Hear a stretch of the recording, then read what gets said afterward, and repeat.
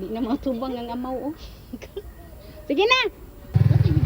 Gisundo di ay si Elgin guys, akong apo sa iyahang papa kay birthday daw pagkaugma sa iyahang igsoon nga isa. So mao gitugtan nako.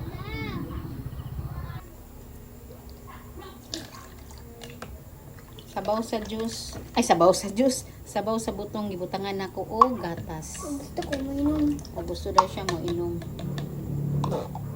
So ani ang atong inuman. Di ba gusto si Ken? Di man ginaong inom si Ken dyan. O sige, go. Gusto daw siya mo inom og Lami? buko juice. Ha? Yan, di man. Dili daw kuno lami. Lami man. Sabi ako.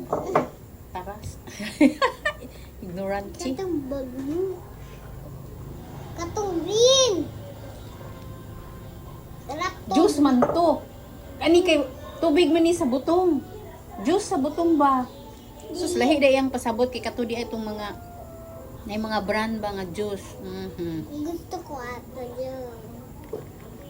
Pagkaugma ana guys, kay nagtanom ko Tanong og di ko alugbati, luy kay nanurok na ang luy So, meron tag dili ni hilabtan.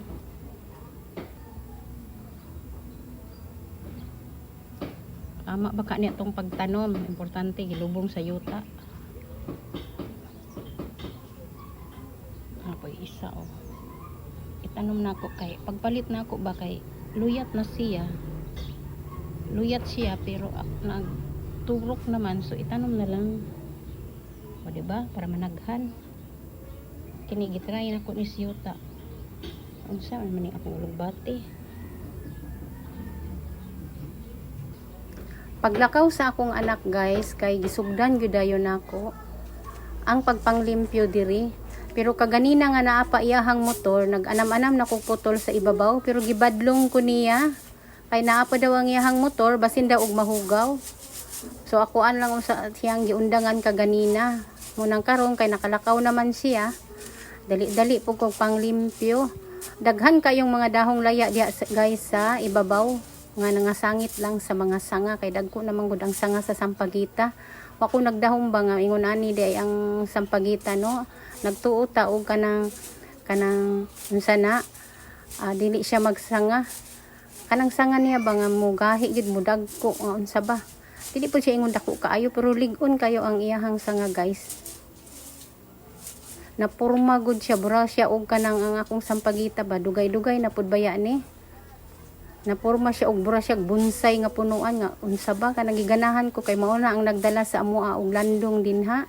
Diha gina parking ang motor sa ako ang anak dili kayo mainitan ug kami pud naka-benefits pud mi anang landong niya guys kay kana man gud siya atbang sa amoang bintana mosulod yud ang adlaw pag wala na siya dahon-dahon diha. Karon guys naputla na nako ang uban sanga diha sa ibabaw muna medyo ni init na mosulod na ang init sa amoang bintana. Pero daghan pag yun siyang laya nga kailangan yun sundot-sundoton og kanang silhig.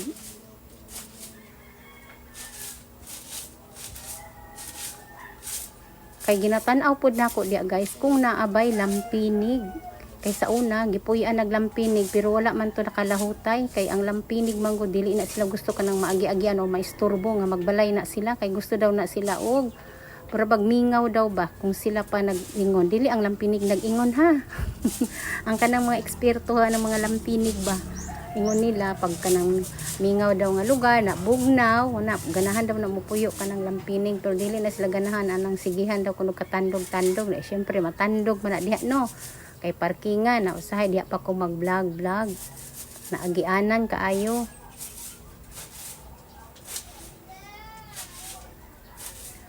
Nagtabon-tabon ko diha og jacket guys kay lisod na nga nay matagak dinha sa atong uluhan o sa atong mata nga unsang klaseng mananapa. So aware pod ta kay malay nato og naday nagpuyo da sa ibabaw sa mga dahon-dahon no. O di ba? Abti kayo ako ang mata dinha. Gitan-aw ko na siya guys bago na ako gisundot-sundot sa ako ang silhig. Ako na nang gitan-aw og maayo kay lisod na. Trabahusog yung kaayo usahay guys. Pero kanang dili man ingon permanente nako ni siya nga ginalimpyuhan. Kanang mapansin lang nako ba nga magbaga na gani na ang iyahang dahon. Mo action siya mo action siya og kakuan ba. Kani ang ako ang gitaptan ana burag nylon lang nga gihigot nako sa amo ang bintana. Nay. Namutol na ko kaganina og sugod guys, katong naapa ang motor diri sa ako ang anak, tapos sanawar gud ang agi guys. So ang nangatagak nga dahon nga daya, ingon ani siya kadaghan kay nagsangit man gud siya, kanang dili siya kahulog ba, o tungod sa kadaghag mga kuan kanang mga inani ba nangasangit o pag gani kuha pa ng tuslukon ron para mga tagak. Pa dito kaganinang buntag pa ko tanggal kay once nga dili na ko siya sugdan, wala to na ako muhawa tong motor sa kong anak, tamaron man ko mo nang gisugdan na dayon nako muna ni nakadaghan, pero wala pa nako na triman dito sa taas, kuuton pa na nako karon.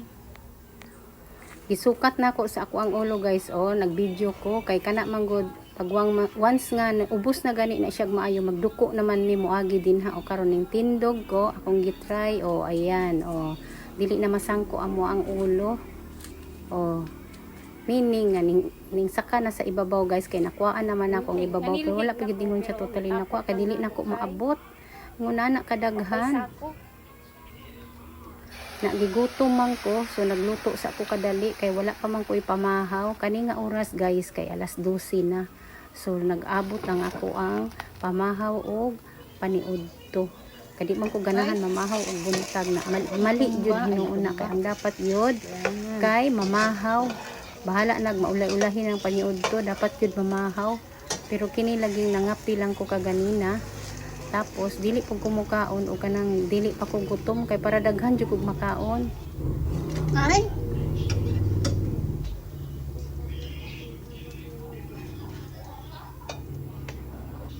Siyempre nagluto ko kog duha ka buok itlog.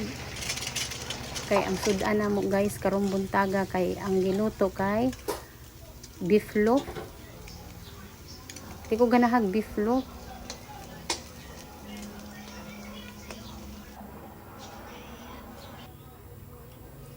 Unta nag-trim ko sa sampagita ba na ibati kong gutom. Diri kutob na lang akong video guys, ug daghan kayong salamat sa pagtanaw. Please don't forget to subscribe my YouTube channel and Facebook page Maris and Simple Lifestyle Bibay Vlog. Thank you for watching. Init na.